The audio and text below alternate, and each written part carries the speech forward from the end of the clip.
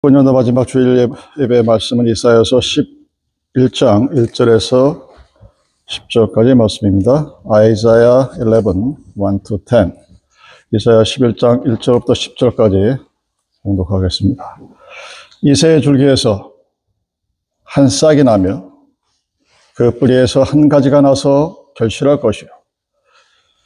그의 위에 여호와의 영, 곧 지혜와 총명의 영이요, 모략과 재능의 영이요, 지식과 여호와를 경외하는 영이 강림하시리니 그가 여호와를 경외함으로 즐거움을 삼을 것이며 그의 눈에 보이는 대로 심판하지 아니하며 그의 눈에 들리는 대로 판단하지 아니하며 공의로 가난한 자를 심판하며 정직으로 세상의 겸손한 자를 판단할 것이며 그의 입에 막대기로 세상을 치며 그의 입술의 기운으로 악인을 죽일 것이며 공의로 그의 허리띠를 삼으며 성실로 그의 몸의 띠를 삼으리라. 그때 이리가 어린 양과 함께 살며 표범이 어린 염소와 함께 누우며 송아지 어린 사자와 살찐 짐승이 함께 있어 어린아이에게 끌리며 암소와 곰이 함께 먹으며 그것들의 새끼가 함께 엎드리며 사자가 소처럼 풀을 먹을 것이며 젖 먹는 아이가 독사의 구멍에서 장난하며 젖된 어린아이가 독사의 굴에 손을 넣을 것이라. 내 거룩한 산 모든 곳에서 해됨도 없고 상함도 없을 것이니 있는 물이 바다를 덮음같이 여호와를 아는 지식이 세상에 충만할 것임이냐. 그날에 이새의 뿌리에서 한 싹이 나서 만민의 기치로 설 것이요 열방이 그에게로 돌아오리니 그가 거한 곳이 영화로우리라. 아멘. 천국 또는 극락, 우리 사람들이 가장 이상적인 모습으로 생각한 성경의 버전입니다. 사자가 풀을 먹고 독사의 무리에 손을 넣어도 해를 당하지 않는 곳, 이것이 바로 하나님께서 만들어 놓으신 태초의 창조 질서입니다. 우리가 예수 그리스도를 믿는다 고백하고 그의 가르침을 따르는 신앙인이라고 할 때 그 신앙인의 사명이 무엇이냐? 하나님이 이 교회를 통해서 창세기를 통해 우리에게 밝히신 그 태초에 정해놓으신 세상의 질서를 완벽하게 회복하는 사명이 바로 2000년이 지난 오늘 우리들에게 주어져 있다는 사실입니다. 그런 면에서 그리스도인이란 어떤 존재냐? 하나님의 뜻을 이루어 드리기 위해 부름받은 존재입니다. 어떤 뜻? 하나님의 창조의 원래 계획을 이 땅에 실현하고 구현하는 것입니다. 그러나 과연 오늘날의 교회와 직분자들이, 현실이, 그리스도인들이 이런 사명의식 자체를 갖고 있는지 의문스러운 모습이 오늘날의 모습입니다. 그리고 특히 교회 안에 세워진 직분자들의 모습이 과연 이 하나님의 창조 질서를 구현하고 회복하는데 도움이 되느냐? 상당히 의문스러운 지점입니다. 우리가 잘 알고 있는 목사나 장로, 권사, 집사, 평신도, 그리고 수없이 많은 신학위원회 등등 그 위원회들이 과연 이러한 교회의 본래적인 사명을 하는데 바른 도구인가? 그렇지 않은 것으로 보입니다. 물론 교회라는 조직이 존재하기 위해서 그러한 타이틀들이 필요하고 임무가 있어야 되긴 하지만 그 각자의 주어진 삶들의 목표들이 원래 하나님의 계획이 아닌 바람직하지 못한 그런 결과들을 보여주고 있는 것이 우리가 부인할 수 없는 오늘의 현실입니다. 무엇보다 문제가 심각한 것은 어떠한 직임을 맡았든지 간에 그 각 분야의 직분들은 그리스도의 몸된 교회의 본래적인 사명을 위해서 서로 협력해야 합니다. 이유 여하를 불문하고 우리는 머리가 아니기 때문에 손과 발로서 서로 협력하고 존재해야 하는데 그렇지 못합니다. 왜 그럴까?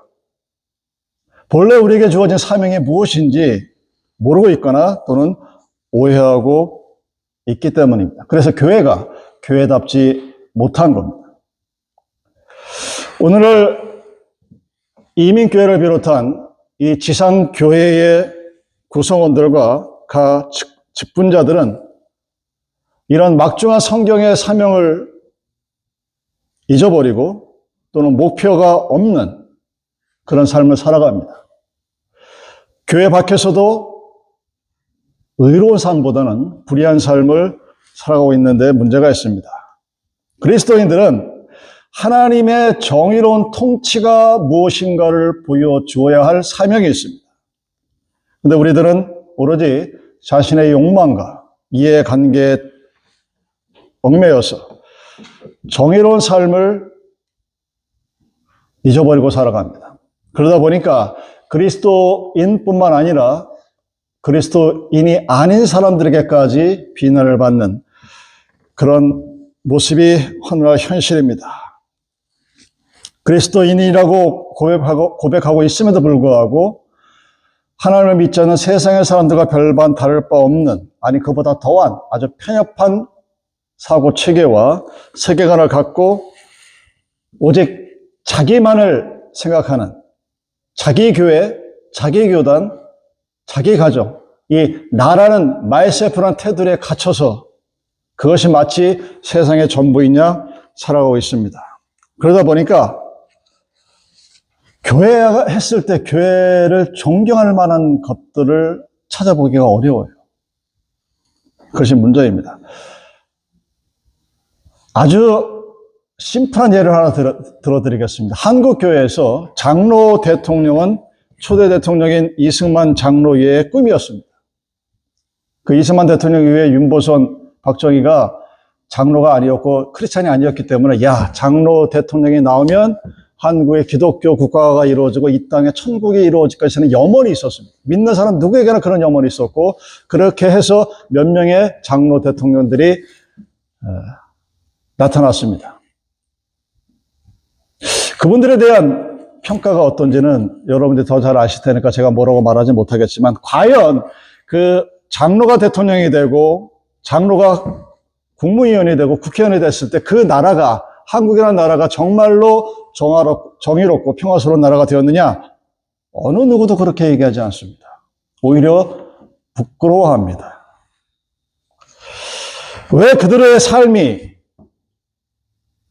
자기의 영광이 될 뿐만 아니라 하나님한테 영광이 되는 그런 삶을 살지 못했을까 하는 궁극적인 질문에 우리는 부닥치게 됩니다. 그 답은 너무나 많아서 이 시간에 다 드릴 수는 없습니다. 근데 여러분, 오늘 본문은 어떤 노래입니까? 메시아를 기다리는, 메시아가 오기를 바라는 이 본문은 그 오실 메시아, 카밍 머사이아가 그가 통치할 세상이 어떤 세상일 것이냐, 가장 평화로운 낙원일 것이라는 것을 성경적인 시각에서, 하나님의 시각에서 보여줍니다. 그런 의미에서 그 메시아로 오실 그리스도, 기름 부음 받은 자, 예수라는 이름의 사나이가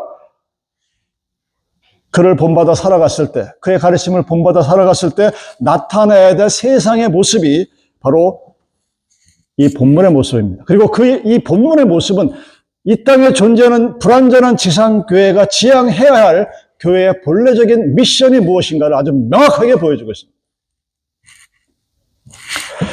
여러분, 예수 그리스도가 이 땅에 오셨습니다. 그리고 그가 에베소서를 통해서 교회를 이 땅에 남기시고 올라가셨습니다. 교회를 세우시고 교회에게 당부한 본래적인 사명이 무엇인가?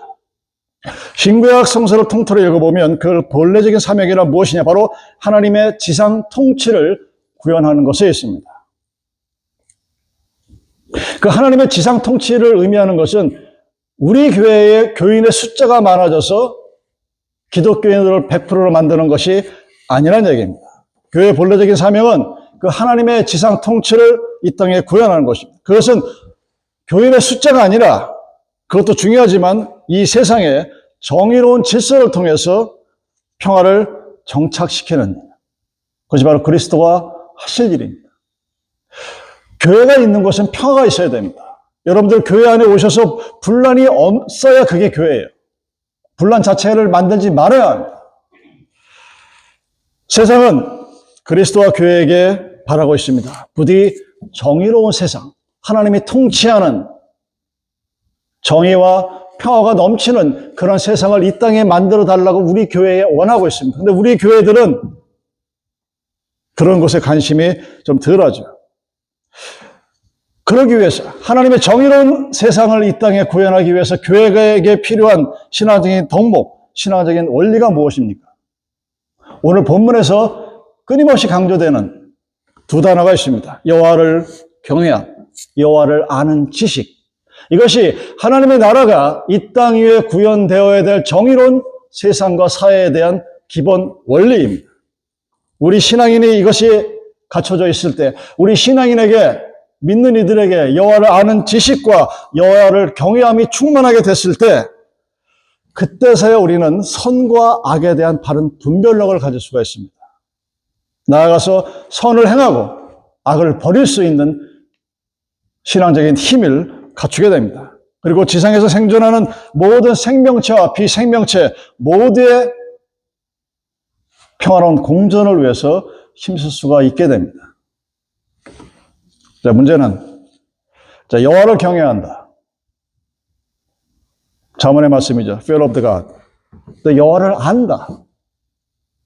이게 무슨 뜻일까요? 여러분, 여기서 말하는 여호와를 경외하거나 또는 안다는 지식의 문제는 그냥 교회 생활을 충실히 하고 목사가 시키면 무조건 아멘하고 성실히 순종하는 것, 굉장히 편협된 신앙관입니다.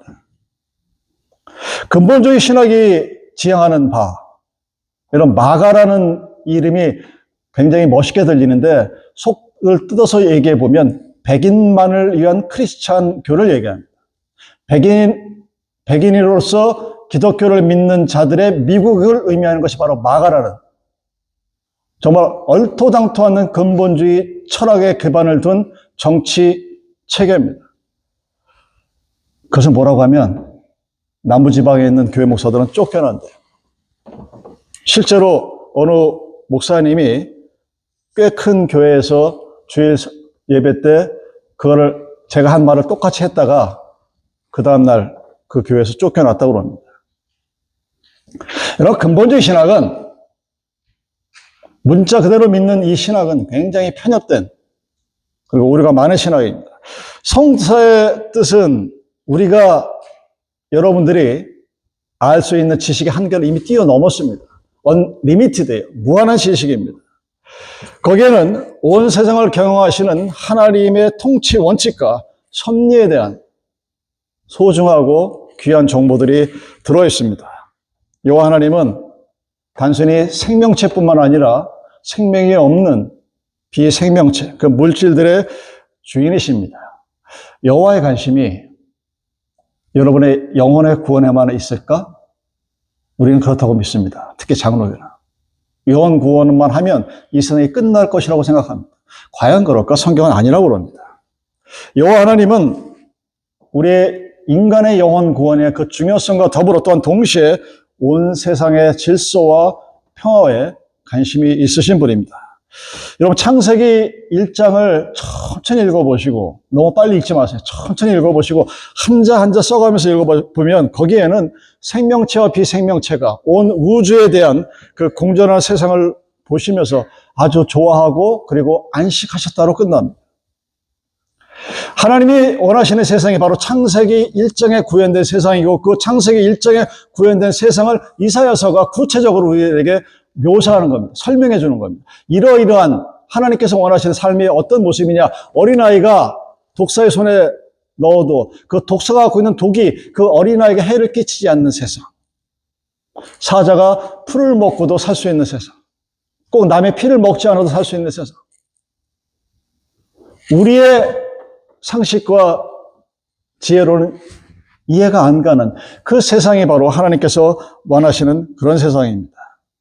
그런데 그 창조되어진 하나님 본래의 모습이 우리가 인류가 점점 많아지면서 조금씩 망가지고 훼손되어져 왔습니다.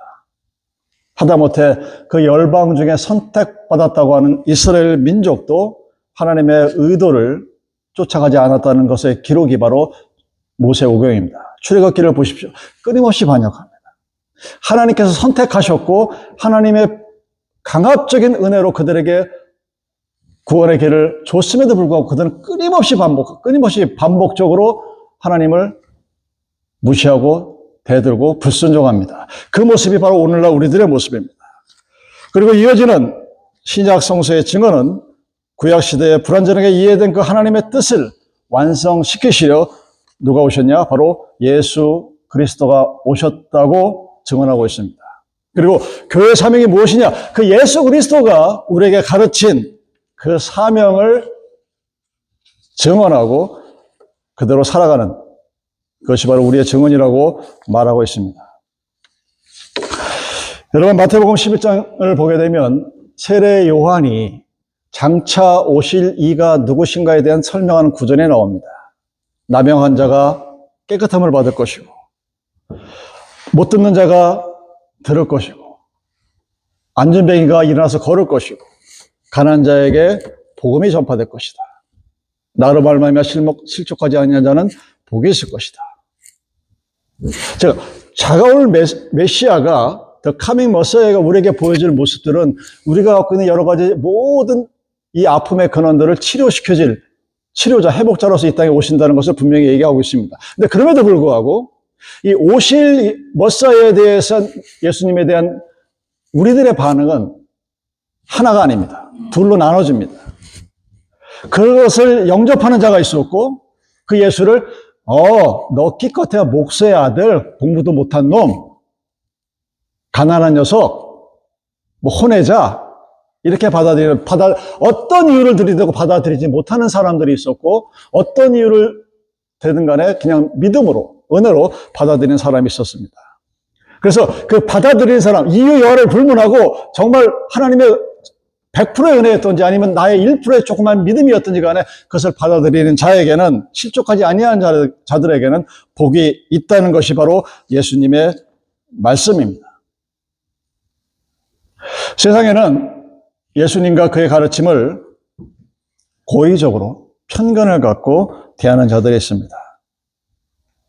그래서 그들은 예수님의 외적인 조건을 가지고 그는 메시아가 될 수 없다고 얘기합니다.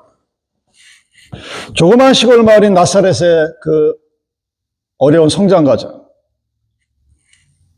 별로 풍족하지 못했던 그런 생활들, 제자들이 자기들이 바라보기엔 너무나 한심한 세리야 마태야 어부꾼에 불과한 저런 자들을 12지파의 대표로 뽑았나 하는 그런 시선들, 이런 시선들은 메시아를 기다리고 있었음에도 불구하고 그 메시아가 기름 부음 받은 자라는 뜻의 그리스도가 바로 예수라는 사실을 받아들이는데 굉장히 안 좋게 작용을 합니다. 방해가 됩니다. 예수라는 사람을 나의 인간적인 시간으로 바라보면 오늘날 우리들이 2000년 전에 예수를 바라보면서 so what? 그래서 어쩌라고? 그가 나를 왜 죽었다고? 그걸 내가 어떻게 믿냐고? 이렇게 받아들일 수도 있음에도 불구하고 그렇지 아니하고 그런 편견을 극복하고 예수를 받아들였을 때 바로 그랬을 때 그들에게 복이 있다고 그러는 겁니다. 예수님의 참된 모습을 바라볼 수 있는 자가 바로 복이 있는 자들입니다. 예수님이 오셨음으로 해서 새로운 시대가 시작이 되었습니다. 요한은 구약과 신약의 연결점에 위치합니다. 그리고 구약의 마지막 예언이 뭡니까? 보라 내가 선지자 엘리야를 너에게 보내리라. 그 선지자 엘리야가 요한에게서 이루어집니다. 요한은 주의 길을 예비하는 엘리야의 역할을 한다는 점에서 인간이 난 사람 중에서 가장 위대한 자입니다. 그러나 하나님의 나라에서는 가장 작은 그리스도인이라 할지라도 요한보다 큰 자입니다. 왜? 편견을 갖고 바라볼 수 있는 예수 그리스도를 나의 구세주로 믿은 사람들이 바로 그리스도인들이기 때문입니다. 구약의 선지자들 중에 가장 위대한 요한보다 더 많은 것을 알고 있는 것이 바로 신약의 여러분들, 성도들입니다. 하나님이 어떤지를 이스라엘 백성들보다 더 많이 알고 있고 제사장들보다 더 많이 알고 있습니다. 메시아를 만났고 예수 그리스도가 십자가에 목말려 죽은 그 의미를 우리는 깨달아 알고 있고 십자가 이전에 살았던 사람들이 경험해 보지 못했던 방식으로 우리는 하나님의 마음을 볼 수 있는 자들이기 때문입니다. 그래서 오늘날에 우리는 메시아이신 예수를 만나고 함께 거하고 하나님의 나라를 경험한 우리들은 그 구시대의 누구보다도 세례 요한보다도 더 큰 자이고 참으로 복된 자들이라는 사실입니다. 근데 우리는 그것을 망각하고 있습니다. 그래서 우리가 만들어야 될 세상이, 우리가 만들어야 될 교회가 어떤 교회의 세상적인 모습이 아니라는 것은 아는데 무엇을 향해서 나가야 될지 디렉션을 정확히 알지 못하고 있습니다. 교회는 이 땅의 정의와 평화를 구현하는 유일한 하나님의 도구입니다. 장님 부부가 있었습니다. 태어날 때부터 장님이었으니까 자기 얼굴도 모르고 부부의 얼굴도 모르죠. 현대의학을 통해서 실로암 안과를 통해서 눈을 뜨는 개안 수술을 받았습니다. 여러분 생각에 태어날 때부터 장님이었었는데 블라인드 맨 앤 우먼이었었는데 그들이 눈을 떴습니다. 그리고 결혼하고 나 10년을 함께 같이 살았음에도 불구하고 보지 못했던 첫 사람의 얼굴을 봤습니다. 그 첫 마디가 어떤 말이었을 것 같습니까? 여보, 우리가 오랫동안 말로는 많이 들었지만 오늘 처음 보는 거예요. 여러분, 천국, 하나님의 나라 많이 들었죠. 많이 얘기했죠. 난 죽어서 천국 갈 거야. 아주 노래 부르죠.